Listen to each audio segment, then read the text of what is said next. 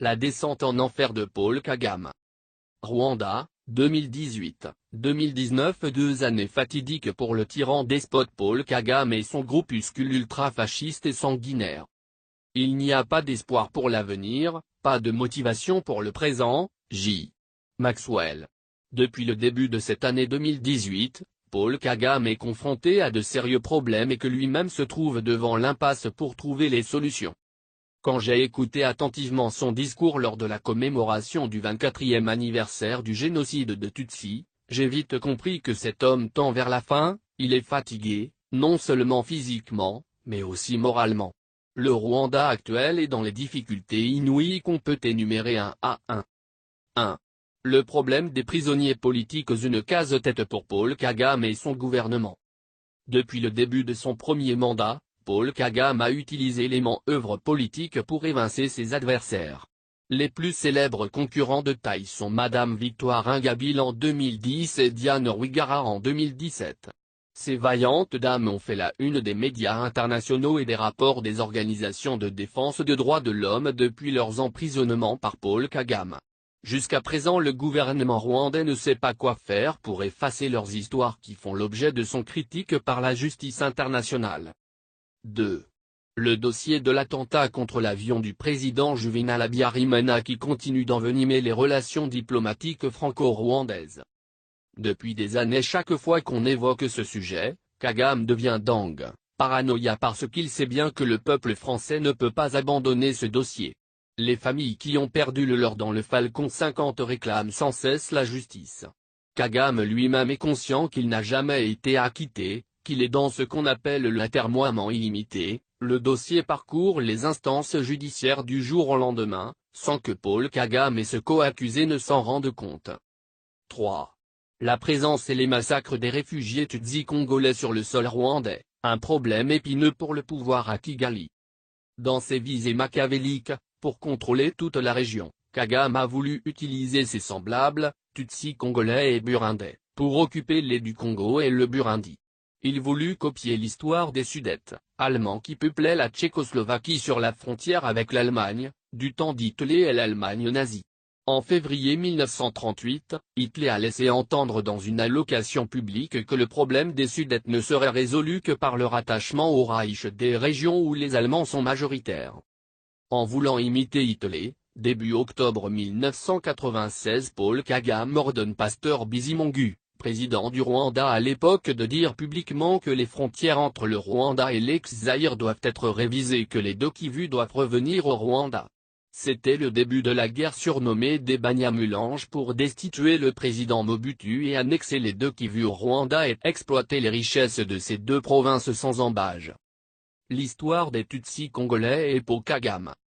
Début 1996, Paul Kagame a envoyé ses émissaires dont Col. Charles Kayonga et Col. Jam Kabarebe à l'université de Butar pour animer une conférence propagandiste sur l'invasion de l'ex-Zaïre, et sensibiliser les jeunes Tutsis congolais que la guerre du Congo est imminente.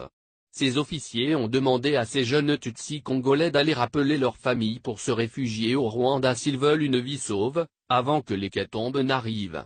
Au même moment, les jeunes militaires Tutsis congolais qui ont combattu au sein du FPR depuis 1990, ont rappelé leurs familles restées à l'est du Congo de se réfugier au Rwanda avec l'espoir de retourner chez eux, une fois leur rêve d'annexer les deux Kivu sur le Rwanda deviendra réalité. La guerre éclaire rwando-ougandaise sous l'étiquette d'AFDL avec un noyau d'intellectuels Tutsis congolais au sommet de l'organisation pour chasser Mobutu, a donné un espoir éphémère à cette communauté Tutsi congolaise rwandophone qu'ils auront une république indépendante du Kivu dans le cadre de la balkanisation du Zaïre. Début 1998, l'espoir de ces Tutsis congolais est tombé en ruine, lorsque Laurent Désiré Kabila découvre qu'il a fonctionné comme une marionnette de Paul Kagame et son clique. Le président Kabila décida de remercier l'armée patriotique rwandaise, ce qui marque le début d'une guerre d'usure de RCD Goma contre le régime à Kinshasa. En 2002, en Afrique du Sud, l'accord de paix a été signé à Pretoria où un gouvernement de transition a été mis sur pied. Azaria Ruberwa, un Tutsi Munyamurange, est devenu le deuxième vice-président parmi les 4 VIP, en vue de donner un espoir à cette communauté instrumentalisée par Kigali, qui réclament accord et acquis la nationalité congolaise et leur introduction dans les institutions politico-militaires de la RDC. Le peuple congolais a accepté cet accord avec espoir que la démocratie et la sécurité soient les bienvenues en RDC. Cependant, la création d'une armée nationale et les autres corps de sécurité devaient suivre un schéma issu de discussions de Pretoria, dont l'intégration des militaires du RCD Goma et le retrait total de l'APR sur le sol congolais. La mise en application de l'accord sécuritaire a rencontré plusieurs difficultés à cause de Paul Kagame par rapport à son agenda politico-économique dans les deux Kivu et il ordonna à ses troupes plusieurs stratégies. Une partie devait accepter l'intégration et toutes les injonctions du gouvernement congolais, notamment les affectations dans les autres régions militaires comme infiltrés dans l'armée nationale. B. Une autre partie devait accepter l'intégration dans l'armée nationale mais doit exiger de rester et assurer la sécurité dans les territoires occupés, de Kivu, avant la conclusion de l'accord de Pretoria, c'est-à-dire deux régions militaires du Nord et du Sud Kivu avec les autorités civiles du mouvement, RCD Goma. Le peuple congolais a vu cette exigence comme une insulte. Il a en même temps compris que c'est Paul Kagame qui manipulait ce mouvement en vue de continuer son projet de pérennisation et puis des ressources minières en complicité avec Joseph Kabila à la tête de ce géant pays de l'Afrique centrale. Lorsque Paul Kagame se rend compte que le patriotisme du peuple congolais s'avère croissante, il a changé la carte. Il créa un mouvement insurrectionnel sous l'étiquette SUS et NDP avec à la tête un général Tutsi Laurent Kunda-Batoire, aujourd'hui dans l'oubliette à Kigali. L'armée congolaise aidée par les réfugiés Hutus à l'est du Congo regroupés au sein du FDLR, opposa une résistance farouche à la troupe de Paul Kagame malgré le noyautage des FRDC par ce dernier. Dans les négociations exigées par la communauté internationale entre le CNDP et le gouvernement congolais, la formule d'intégration des forces rebelles doit être la même qu'auparavant avec le RCD Goma. La conscience du peuple congolais ne fait que grimper vers un patriotisme avéré et Paul Kagame reste consterné car perdant progressivement du terrain politico-militaire. Les tueries et les massacres envers les populations civiles congolaises et de réfugiés Hutus à l'est du Congo ont fait des bruits dans la presse occidentale les qualifiant de crimes contre l'humanité par Paul Kagame et ce lieutenant. Pour ces faits accablants, le rapport mapping de 500 pages a été rédigé par les experts de l'ONU aidés par les médias les plus réputés dans le monde et a été diffusé urgemment dans la même lancée. La diffusion d'un rapport sur l'exploitation illégale et illicite des ressources minières au Congo par Paul Kagame et les conglomérats occidentaux a encore assommé Paul Kagame et ses alliés dont les États-Unis, le Royaume-Uni et l'Israël venus en tête dans ces crimes de guerre économique. Devant la succession de tous ces événements malsains, Paul Kagame souffre des maladies psychosomatiques. Il est devenu une paranoïa, le vertige de Meunière s'aggrave, l'insomnie rebelle aux hypoxies que le rend fou et il n'entend personne. Au niveau du haut appareil politico-militaire du FPR, la dissension est devenue chronique, récurrente, et une grande partie de ses lieutenants ont quitté le pays. Les autres sont massacrés donnant la brèche à la presse internationale l'occasion d'épingler ce tyran dictateur. Comme l'histoire des Sudètes avec Hitler s'est soldée en échec avec l'effondrement du nazisme en 1945, aujourd'hui ces Tutsis congolais se retournent contre Paul Kagame ses 22 ans dans les camps de réfugiés sans issue.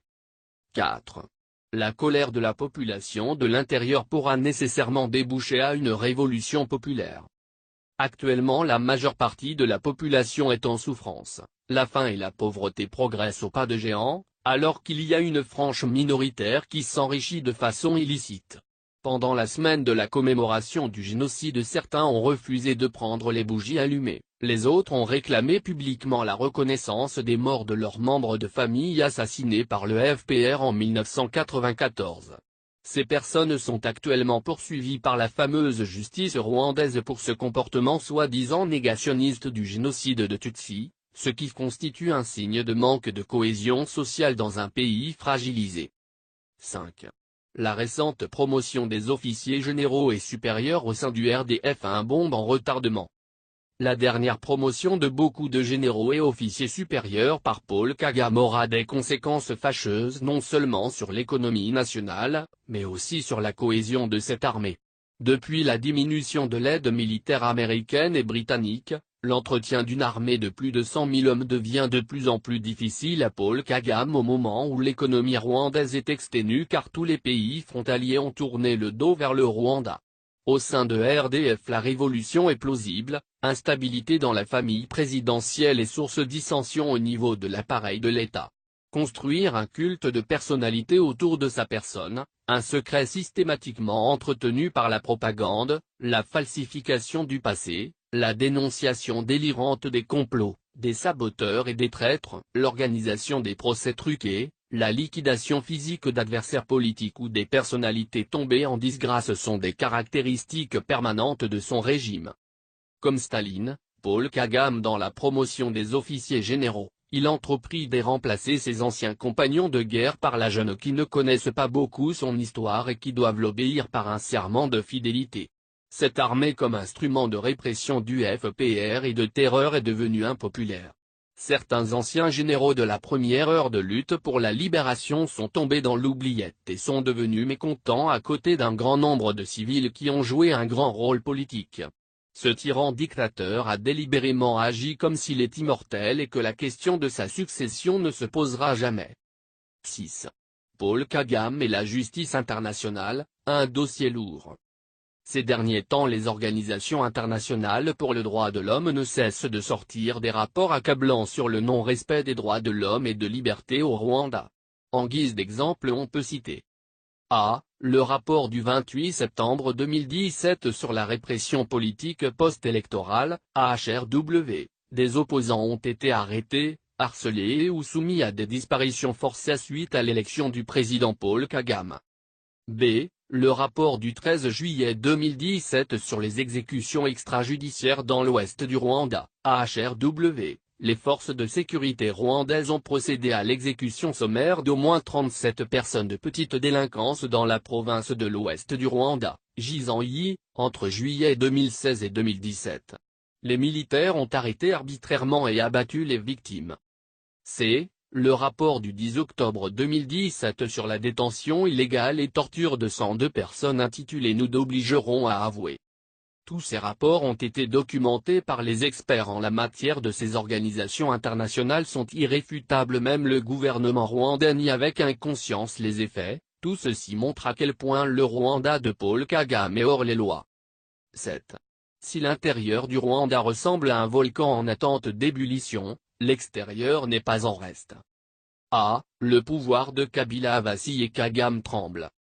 Depuis l'assassinat de Muzi Laurent Désiré Kabila, Paul Kagame et ses supporters occidentaux ont contraint à Joseph Kabila de laisser l'armée de Paul Kagame de faire ce qu'il veut librement à l'est du Congo, notamment les massacres des réfugiés Hutus et leurs semblables congolais dans le projet de la création d'un empire Hutu, ce qui favoriserait la facile exploitation des richesses de Kivu. Les populations sans défense ont été victimes délibérément depuis 2000 jusqu'en 2013 avec la défaite de M23. Une conscience assoupie du peuple congolais a commencé à se réveiller vers la fin du deuxième mandat de Joseph Kabila fin décembre 2016. Malgré les multiples sommations de la communauté internationale sur Kabila pour respecter les jeux démocratiques, ce dernier est resté intransigeant. La récente mobilisation de la communauté laïque congolaise avec les partis d'opposition a affaibli le régime Kabila et la fin de son règne est proche. L'alternance politique prévue fin décembre 2018 semble devenir une réalité. Si tel est le cas, la future classe politique bien organisée autour d'un vrai patriotique congolais pourra introduire le Rwanda de Paul Kagame en justice avec réclamation des réparations sur les tueries des populations et l'exploitation illégale des richesses congolaises. Devant cette imminente situation, Paul Kagame ne sait pas à quel diable il doit se confier. Il commence à prononcer des discours sous forme de testament. B. Vers la stabilité et la cohésion sociale au Burundi voisin, une menace pour le Rwanda. Depuis l'échec du coup d'État du 15 mai 2015 contre le président Pierre Nkurunziza, fomenté par Kigali, les relations entre les deux pays se sont dégradées. Comme il avait procédé avant l'invasion du Congo en 1996 en rappelant les Tutsis congolais rwandophones au Rwanda, Paul Kagame a demandé aux Tutsis burundais avant le coup d'État du 15 mai 2015, les installant dans les camps de réfugiés au Rwanda. Les hauts cadres et les officiers ont été installés dans les villas luxueuses à Kigali. Depuis presque 3 ans, Kigali a toujours fomenté des mouvements rebelles contre le pouvoir de Bujumbura afin d'y installer un homme de son obédience. Malheureusement, tous ces mouvements n'ont jamais eu un écho favorable de la population burundaise. Le 6 avril 1994, le président burundais Cyprien Ntaryamira a été assassiné par Paul Kagame, en abattant le Falcon 50 du président Juvenal Habyarimana, et le Burundi ne cesse de réclamer la lumière sur cet attentat. Le Burundi d'aujourd'hui avance vers une stabilité et la cohésion après une période d'instabilité dans laquelle la main visible de Paul Kagame était présente. Le Rwanda actuel a peur qu'une fois le Burundi est stable ne va pas tarder à lui rendre la monnaie. Dans ses manœuvres de diversion, Paul Kagame commence à contacter des opposants au pouvoir de Kinshasa en leur promettant qu'il pourra les aider à remporter les élections. La dernière visite de Moïse Katumbi à Kigali était moins tangible. Cependant, il faut savoir que ces agissements dans la folie peuvent être une arme à double tranchant. C'est le renforcement continu d'une coalition des opposants comprenant les Hutus et les Tutsis sans exclure les FDLR. Un espoir pour renverser le dictateur, sachant que l'union fait la force. Tout le monde est conscient qu'aucun ne peut réussir seul. Mobilisons-nous dans tous les sens pour accélérer la chute d'un dictateur despote Paul Kagame. Nous sommes un peuple et nous voulons une nation. Ce n'est par le combat d'un seul homme, ça nous concerne tous, pour mettre fin à la période le plus brutale de la terreur. Le totalitarisme de Paul Kagame fait que la faute d'un individu s'étend à son conjoint, à ses enfants, à sa famille entière et à tout son réseau d'amis et de relations. Bientôt les portes de l'enfer s'ouvriront à ce tyran dictateur qui martyrise le peuple et l'impose à la faim, le silence. Il souffre depuis plusieurs années d'une gastrite et d'insomnie chronique, vient s'ajouter aujourd'hui d'une paranoïa grandissante. Nous constatons tous humainement, socialement, politique que la terreur devient insupportable, c'est un terrorisme d'État. Pour ce fait, unissons-nous pour accélérer la chute du dictateur qui avance à grands pas. Le sort, le comtat est entre nos mains. Néanmoins, quand pour un but il ne faut pas penser à des retombées immédiates, bientôt à des efforts continus. La patrie ou la mort. De passage à Paris. Dr Jules Muyosi.